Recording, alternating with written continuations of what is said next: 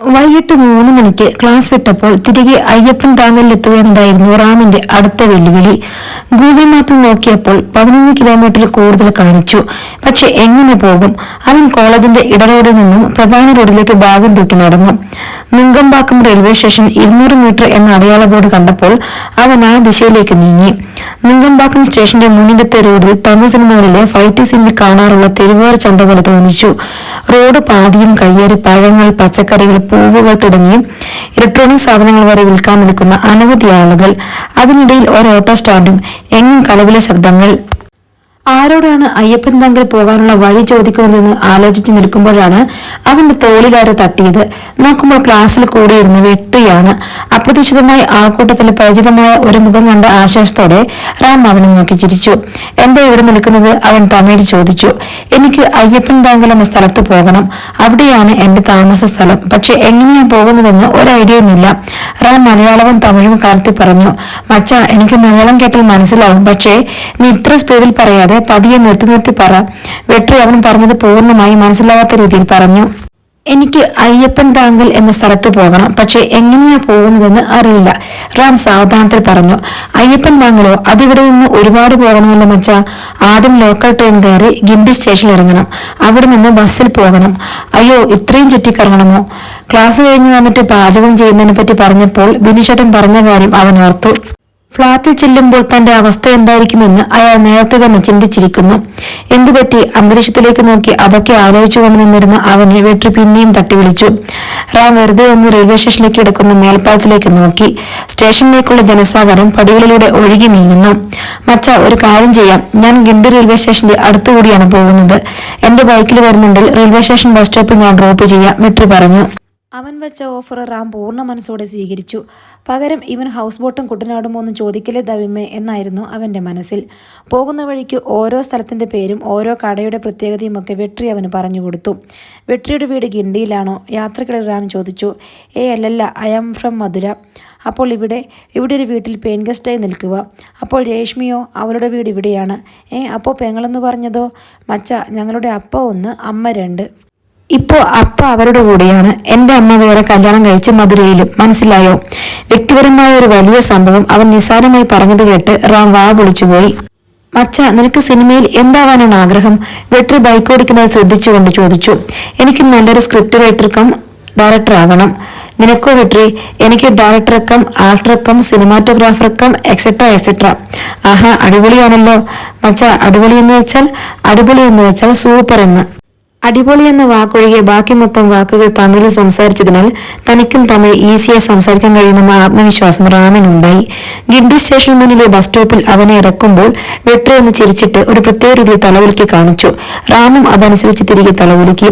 വെട്രി പോയ ശേഷം അയ്യപ്പൻ താങ്കൽ പോകാൻ ഏത് ബസ്സിലാണ് കയറേണ്ടതെന്നറിയാൻ റാം ഒരു പോലീസുകാരനോട് ചോദിച്ചപ്പോൾ 54, 49, 149, 154 എന്നിങ്ങനെ 4 നമ്പറുകൾ അയാൾ പറഞ്ഞു കൊടുത്തു. ഇതെന്ത് പരിപാടിയാണ്? ഓരോ സ്ഥലത്തേക്ക് ഓരോ നമ്പറോ? ഈ നമ്പറൊക്കെ എങ്ങനെ കാണാതെ പഠിച്ചു വയ്ക്കും? റാം സ്വയം ചോദിച്ചു. അങ്ങനെ അതുമാലോചിച്ച് നിൽക്കുമ്പോൾ 54 എന്നെഴുതിയ ബസ് വന്നു നിന്നു. അതിലാകെ മൊത്തം തിക്കും തിരക്കുമായിരുന്നു. ബസ്സിനകത്തുള്ളതിനേക്കാൾ ആളുകൾ കയറാനായിട്ട് പുറത്തുണ്ടെന്ന് മനസ്സിലാക്കി അവൻ വീണ്ടും അവിടെ തന്നെ അടുത്ത ബസ്സിനെ കാത്തുനിന്നു. സമയം അപ്പോൾ 4 മണി കഴിഞ്ഞിരുന്നു. സ്കൂളുകൾ വിട്ടതിനാൽ റോഡിൽ തിക്കും തിരക്കും വർദ്ധിച്ചു. 20 മിനിറ്റോളം കഴിഞ്ഞപ്പോൾ അതേ റൂട്ടിലോടുന്ന മറ്റൊരു ബസ് വന്നു. അതിനും മുൻപത്തെ അതേ അവസ്ഥ. ഒടുവിൽ ആ ബസ്സിലേക്ക് ആളുകൾക്കൊപ്പം റാമും ഇടിച്ചു കയറി. ഡോറിൽ നിൽക്കരുതെന്ന് കണ്ടക്ടർ വിളിച്ചു പറഞ്ഞുകൊണ്ടിരുന്നു. പക്ഷെ റാം ഉൾപ്പെടെ 3-4 പേർ ഡോറിൽ തൂങ്ങിയാണ് നിന്നിരുന്നത്. പെട്ടെന്ന് എയർ കംപ്രസർ മുഖേന അടയുന്ന ഡോർ തനിയെ അടയുവാൻ തുടങ്ങി.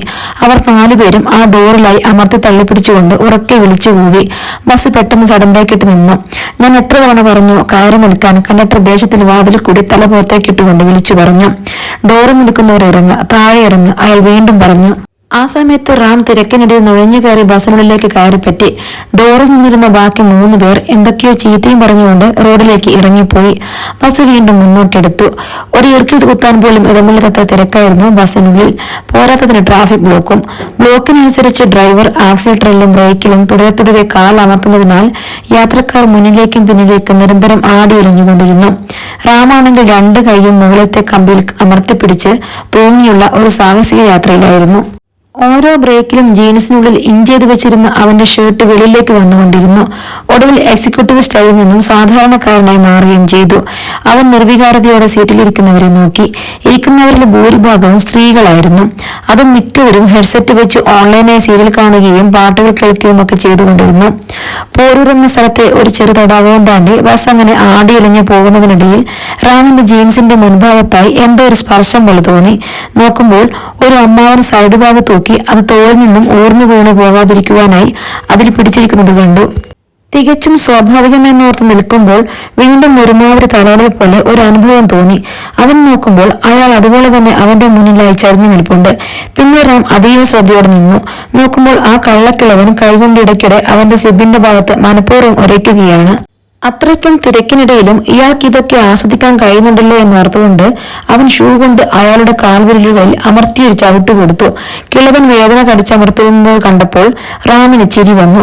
അയാൾ സൈഡ് ഭാഗം അടുത്ത തോളിലേക്കിട്ട് മുന്നിലേക്ക് നുഴഞ്ഞു കയറിപ്പോയി. അപ്പോഴേക്കും ബസ് അയ്യപ്പൻ തമ്മിൽ ഡിപ്പോയിലേക്ക് എത്തിയിരുന്നു. ഉപേക്ഷിച്ച നായ്ക്കുട്ടി തിരികെ വീടെത്തിയത് കാണുന്നത് പോലെ മടങ്ങിയെത്തിയ റാമിനെ കണ്ടപ്പോൾ വിനീഷേട്ടൻ അതിശയത്തോടെ നോക്കി. നീ ആള് കൊള്ളാലോ, അയാൾ അതിശയത്തോടെ ചോദിച്ചു. ഇതൊക്കെ എന്ത്? റാം പുച്ഛത്തോടെ പറഞ്ഞു. വെൽ ഡൺ മൈ ബോയ്, അപ്പോൾ നീ ജീവിതം പഠിക്കാൻ തീരുമാനിച്ചു അല്ലേ? ബൈ ദ ബൈ, എങ്ങനെയുണ്ട് കോളേജും ക്ലാസ്സിലെ പിള്ളേരും? എല്ലാരും അടിപൊളി.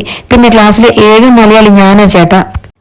അതിപ്പോ നല്ല കാര്യമായില്ലേ? നിന്റെ തമിഴ് ഭാഷ മെച്ചപ്പെടും, പുതിയ കൾച്ചർ മനസ്സിലാകും, നല്ല കൂട്ടുകാരെ കിട്ടും. തമിഴ് ജീവിതം പഠിക്കാനും കഥ എഴുതാനും ഇതിലും ബെസ്റ്റ് സിറ്റുവേഷൻ വേറെ എവിടെ കിട്ടും? അല്ലേ തന്നെ അന്യനാട്ടിൽ ചെന്നിട്ട് മലയാളിയുടെ ഇടയിൽ നിൽക്കാനാണെങ്കിൽ അതിൽ എന്താണ് ഇത്ര ത്രിൽ? ഇനി നീ തകർക്കും, നോക്കിക്കോ. എന്തായാലും ഒരു മൂഡ് തോന്നിയപ്പോൾ ഞാനും കിരണും കൂടി അടുക്കളയിൽ കയറി ചോറും നല്ല മീൻകറിയും ഉണ്ടാക്കി വെച്ചിട്ടുണ്ട്.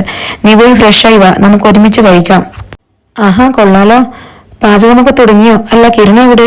അതാ ബാൽക്കണിയിൽ കാണും. രാത്രിയാൽ പിന്നെ ഏതൊക്കെ ഫ്ലാറ്റിൽ എന്തൊക്കെ നടക്കുമെന്ന് നിരീക്ഷിക്കലാണ് അവന്റെ പ്രധാന ഹോബി. റാം ഹാളിൽ നിന്നും മുറിയിലേക്ക് ചെല്ലുമ്പോൾ കിരണ ഒരു കസേരയും ഇട്ട് ബാൽക്കണിയിൽ കാറ്റും കൊണ്ടിരിപ്പുണ്ടായിരുന്നു. മിസ്റ്റർ CCTV, റാമിന്റെ വിളി കേട്ട് കിരൺ ചിരിച്ചുകൊണ്ട് തിരിഞ്ഞു നോക്കി. ശക്തിയിൽ കാറ്റടിക്കുന്നുണ്ടായിരുന്നു. ബാൽക്കണിയിൽ കെട്ടിയിരുന്ന അയയിൽ ക്ലിപ്പ് ചെയ്തിരുന്ന അലക്കിയിട്ട തുണികൾ കാറ്റിൽ പാറിക്കളിച്ചു. എന്തുകൊണ്ടാണ് ഇവിടെ ഇത്ര കാണാൻ? റാം അവനരിയിലേക്ക് ചെന്നു. ഇവിടെ ഇരുന്നാൽ എന്താണ് കാണാൻ ഒക്കാത്തതെന്ന് ചോദിക്കൂ രാമണ്ണ. നോക്ക്, ചുറ്റും ഫ്ലാറ്റുകൾ, അതിലോരോരോ ജീവിതങ്ങൾ, പലതിലും പല പല വികാരങ്ങൾ. ചിലയിടത്ത് ദേഷ്യം, ചിലതിൽ സ്നേഹം, ചിലതിൽ കാമം, മറ്റു ചിലതിൽ ദാരിദ്ര്യം. അങ്ങനെ പല പല വികാരങ്ങൾ ഇവിടെ ഇരുന്നാൽ കാണാം. ഒരു ഫ്രീക്കൻ പയ്യൻ ചെറിയ വായിൽ ഇത്ര വലിയ വർത്താനം പറയുന്നത് കേട്ട് റാം ഞെട്ടിപ്പോയി. നീ എന്താടാ കഞ്ചാവ് അടിച്ച? ഇതാണ് മലയാളികളുടെ കുഴപ്പം.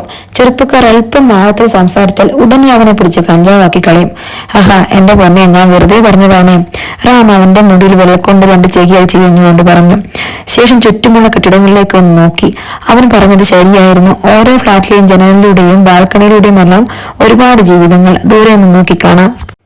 ഒരു തരത്തിൽ ചിന്തിച്ചാൽ അന്യരുടെ സ്വകാര്യതയിലേക്കുള്ള കടന്നുകയറ്റമാണ്. എങ്കിലും ഓരോ ഫ്ളാറ്റിലും ഓരോരോ സിനിമയിൽ രംഗങ്ങൾ നടക്കുന്നത് പോലെ റാമിന് തോന്നി. ചിലർ ബാൽക്കണിയിൽ കുഞ്ഞുങ്ങളുമായി ഇരുന്ന് തെരുവിലൂടെ പോകുന്ന വണ്ടികൾ നോക്കി കാണുന്നു. മറ്റു ചിലർ മുറിക്കുള്ളിൽ തന്നെ ഇരുന്ന് TV കാണുന്നു. ചിലയിടത്ത് വഴക്ക് നടക്കുന്നു. ചില ലൈറ്റില്ലാത്ത ബാൽക്കണികളിൽ നീളുകൾ തമ്മിൽ പ്രണയിക്കുന്നു. ആ സമയത്താണ് വലതുവശത്തെ ഇരുനില കെട്ടിടത്തിന്റെ ഓപ്പൺ ടെറസിലായി കൊതുക് വല കൊണ്ട് പൊതുന്ന രീതിയിൽ ഒരുപാട് കട്ടിലുകൾ അടുത്തടുത്തായി നിരന്നു കിടക്കുന്നത് റാമിന്റെ ശ്രദ്ധയിൽപ്പെട്ടത്. അതിൽ ചില കട്ടിലുകളിൽ മൊബൈൽ സ്ക്രീനിന്റെ വെളിച്ചവും കാണാം. അതെന്താണ് സംഭവം? അങ്ങോട്ടേക്ക് നോക്കിക്കൊണ്ട് റാം ചോദിച്ചു. ആ കാണുന്നത് ഒരുപാട് പേരുടെ താമസ സ്ഥലമാണ്. ആ ടെറസിലെ കട്ടിലിന് ഒന്നിന് 1 മാസം 1000 രൂപയാണ് വാടക. കട്ടിലിനോടൊപ്പം ഒരു ഫോൺ ചാർജ് ചെയ്യുന്ന പ്ലഗും കട്ടിലിന് അടിഭാഗത്തായി സാധനങ്ങൾ വയ്ക്കുവാൻ ഒരു ഡ്രോയർ പോലുള്ള ഭാഗവും കാണും. പിന്നെ ടെറസിലൊരു ഭാഗത്തായി ഒരു കോമൺ ബാത്റൂമും. അയ്യോ, അപ്പൊ മഴ പെയ്യുമ്പോഴോ? മഴ പെയ്യുന്ന സീസണിൽ കമ്പൊക്കെ നട്ടി ടാർപോളിൻ പോലെ എന്തോ വലിച്ചു കെട്ടുന്നത് കാണാം. പിന്നെ ഇവിടെ നമ്മുടെ നാട്ടിലെ പോലെ അപ്രതീക്ഷിത മഴയോ അല്ലെങ്കിൽ 3 മാസം നീളമുള്ള മഴയോ ഒന്നുമില്ലല്ലോ അണ്ണ. വർഷത്തിൽ വല്ലപ്പോഴും മഴ പെയ്താൽ അത് തന്നെ ഇവർക്ക് സന്തോഷം. പെട്ടെന്ന് മഴ പെയ്താൽ എന്ത് ചെയ്യുമെന്നറിയില്ല, ചിലപ്പോൾ നനയുമായിരിക്കും. റാമ ടെറസിലെ കട്ടിലുകളിലേക്ക് ഒരിക്കൽ കൂടെ നോക്കി. കൊതുകുവലയ്ക്കുള്ളിൽ സ്വപ്നങ്ങൾ നെയ്യുന്നവരുടെ ഒരു ലോകം. 10 മണിക്ക് മുൻപ് തന്നെ അത്താഴവും കഴിഞ്ഞ് 3 പേരും ഉറങ്ങുവാൻ കിടന്നു.